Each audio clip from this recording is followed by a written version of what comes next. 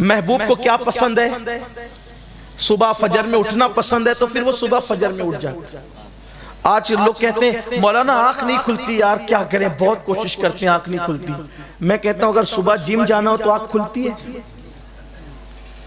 صبح ٹرین پکڑنا ہو تو آنکھ کھلتی ہے، صبح بس پکڑنا ہو تو آنکھ کھلتی ہے، صبح نوکری پہ جانا ہو تو آنکھ کھلتی ہے۔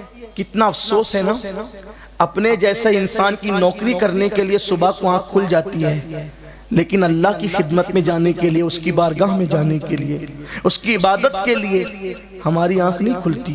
مطلب ہم کیا ہے؟ دعوے بڑے ہیں، دلیل کچھ نہیں ہے۔ حالات ہم نے کیسے بنا رکھے؟ آئیے، تو حضور کا عشق سب کچھ قربان کرنے پہ مجبور کر دیتا ہے۔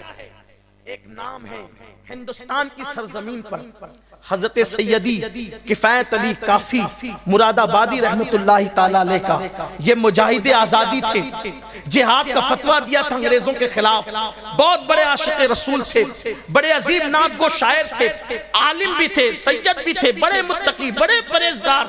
لیکن جب انہوں نے ملک ہندوستان کو آزاد کرانے کے لیے جہاد کا فتویٰ دینے والے علماء کی تائید کی، تو ان کو مراد آباد کی جیل میں قید کر دیا گیا، اور قید کرنے کے بعد انگریزوں نے سزا سنائی کہ کافی مراد آبادی کو جیل میں پھانسی دے دی جائے گی، پھانسی دی جائے گی۔ دو چیز ہے، یا فتویٰ واپس لو یا پھانسی کے پھندے پہ چڑھو۔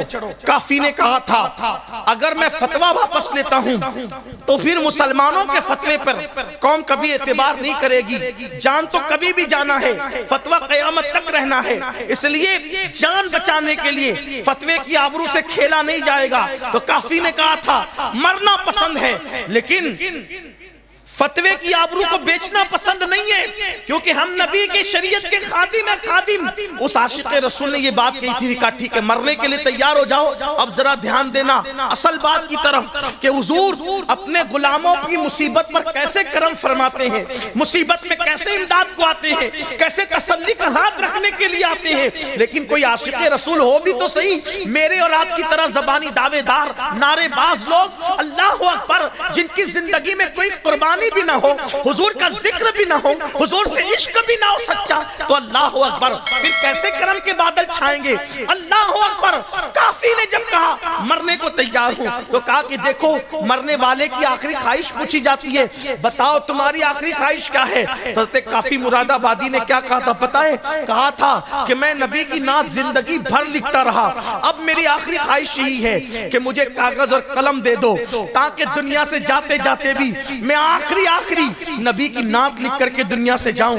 میں اہل علم کی توجہ چاہتا ہوں میرے بھائیوں، اگر زینے پر سے شاعر کا بچہ گر جائے اور اس کو چوٹ لگ جائے تو اس دن شاعر ایک غزل نہیں لکھ سکتا، اس لیے کہ کلام نیا لکھنے کے لیے، نیا کلام لکھنے کے لیے ذہن کو سکون چاہیے، اطمینان چاہیے، پرسکون ماحول چاہیے۔ اللہ اکبر۔ پھانسی کی سزا سنائی گئی ہے، لوگوں کا پریشر بڑھ جاتا ہے، اوسان خطا ہو جاتے ہیں، حالت یہ ہوتی ہے کہ طبیعت ساتھ نہیں دیتی، آدمی سب کو بھول جاتا ہے، لیکن وارث کے مصطفیٰ پھانسی کی سزا سننے کے بعد بھی کہتے ہیں کہ میں نے نبی کی ایک نئی نعت لکھنی ہے، نعت لکھ کر دنیا سے جاؤں گا۔ بڑی معذرت کے ساتھ عاشق وہ تھا وہ جو پھانسی کی سزا سن کر بھی نعت نہیں بھولا، اور ہم اپنی گھر کی شادیوں کی خوشی کے موقع پہ نعت بھول کر کے ڈی جے بجواتے ہیں، ڈی جے بجاتے ہیں، ناچ نچواتے ہیں۔ کس منہ سے عشق رسول کا دعویٰ ہے؟ جب مقرر کہتا ہے کہ قبر میں آقا تشریف لائیں گے تو نعرے لگاتے ہو، آقا آئیں گے میں دیکھوں گا، کس منہ سے دیکھو گے؟ سرکار نظمی کہتے ہیں اللہ اکبر، اور کس درد کے ساتھ کہتے ہیں ان کا سامنا میں قبر میں ان کا سامنا میں کس طرح سے کروں گا، کہتے ہیں سامنا ان کا قبر میں کس طرح سے کروں گا میں، دل اڑا سا جاتا ہے سن سن سنن میرا کہ میں کس منہ سے ان کا سامنا کروں گا، کہ میرا دل تو بے چین ہو رہا ہے کہ کیسے سامنا کروں گا۔ بیٹی کی شادیوں میں نچوانے والوں، ڈی جے بچوانے والوں، حرام قرضہ سود کا لے کر اپنی برادری میں ناک اونچی کرنے کے لیے، جھوٹی شان بتانے کے لیے شادیوں میں ہزاروں سینکڑوں حرام کام کرنے والوں، کبھی ہم نے سوچا کہ وہ عاشق تھا، عاشق جس نے موت کے منہ میں بھی نبی کو فراموش نہیں کیا، نہیں بھولا۔ ہم خوشیوں میں حضور کو بھول جاتے ہیں، خوشی کے موقع پہ آقا کو بھول جاتے ہیں، ہم کیسے عاشق رسول ہے۔ کافی نے کہا تھا نعت لکھوں گا، بہرحال دستور ہے دنیا کا، آخری خواہش تو پوری ہی کی جاتی ہے۔ کاغذ اور قلم لایا گیا اور کافی نے وہ نعت لکھی، ادب اور عشق دونوں گلے مل رہے ہیں۔ آج بھی کوئی ادب نے، یعنی اردو ادب کی دنیا میں کوئی اس میں عیب نہ نکال سکا، اور عشق اس منزل پر ہے کہ عشق کا جبریل اپنے مکمل سدرہ پر نظر آتا ہے۔ اللہ اکبر، وہ کلام یہ ہے، کیا کلام لکھا ہے۔ میرا دل چاہتا ہے کہ کاش یہ کلام عام ہو، بچہ بچہ مسلمانوں کا، سنیوں کا پڑھے۔ کس شان سے لکھا، کہتے ہیں یقین دیکھیں جاتے جاتے نعت کس انداز سے لکھی جا رہی ہے۔ کوئی گل باقی رہے گا نہ چمن رہ جائے گا، کوئی گل باقی رہے گا نہ چمن رہ جائے گا، پر رسول اللہ کا دین حسن رہ جائے گا، پر رسول اللہ کا یہ دین مٹنے والا نہیں ہے۔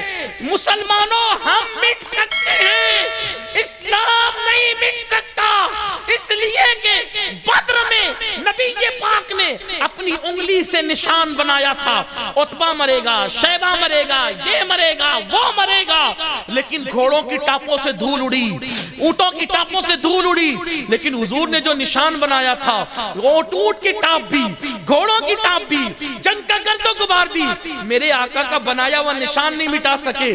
نادان ہے جو اسلام مٹانے چلے ہیں، جب نبی کی انگلیوں کا نشان جنگ کا غبار نہیں مٹا سکتا تو نبی کے لائے ہوئے دین کو دنیا کے حکمراں کیسے مٹا سکتے ہیں؟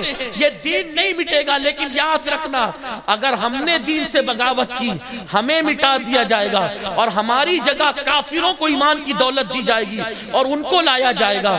دین ہمارا محتاج نہیں ہے، مسجد آبادی کے لیے ہماری محتاج نہیں ہے، کعبے کی آبادی ہماری محتاج نہیں ہے۔ سنبھل جاؤ، سنبھل جاؤ گناہ کرنے والوں، سنبھل جاؤ۔ شراب کی اڈوں پہ جا کر قطار لگا کر شراب پینے والوں، سود اور زنا کو عام کرنے والوں، قدرت ان قوموں کو مٹا دیتی ہے جو قوم اللہ سے بغاوت کرتی ہے، اور ایمان اسلام محتاج نہیں ہے اپنا، اللہ کافروں کو ایمان کی دولت دیتا ہے۔ پتہ ہے آپ کو جب بغداد کی زمین پر بغداد کے مالداروں نے اللہ سے بغاوت کی تو اللہ نے ہلاکو جو چنگیز کا پوتا تھا اس کو بھیجا، اس نے لاکھوں مسلمانوں کو قتل کیا۔ ایک بزرگ نے دیکھا، وہ کہتے تھے کہ ہلاکو تو جیتے گا ہی جیتے گا، کیوں؟ کیونکہ ہلاکو کے سر پر ولیوں کی روحیں تھی اور وہ کافر کے سر پہ ولیوں کی روحیں تھی، اور وہ کہہ رہی تھی اے کافر ان فاسقوں کو ختم کر، اے کافر ان فاسقوں کو ختم کر۔ جب مسلمان فاسق ہو جائے پھر کافر انہیں ختم کرنے کے لیے کھڑے ہوتے ہیں، مگر اسلام نہیں مٹتا، کیوں؟ اس لیے کہ پھر اللہ نے اسی ہلاکو کو جو اسلام مٹانے نکلا تھا اس کی نسل کو اور اس کی فوج کو اسلام قبول کرنے کی توفیق عطا فرمائی۔ اور اقبال جیسا مفکر بول پڑا، ہے آیا فتنہ تاتار کے افسانے سے، پاسباں مل گئے کعبے کو صنم کھانے سے۔ آپ یہ نہیں سمجھے کہ ہم سے اسلام ہے، نہ، اگر مسجد ویران کرو گے قدرت کافروں کو ایمان دے گا، وہ آباد کریں گے، لیکن آپ نہیں رہو گے، آپ کا وجود ختم ہو جائے گا۔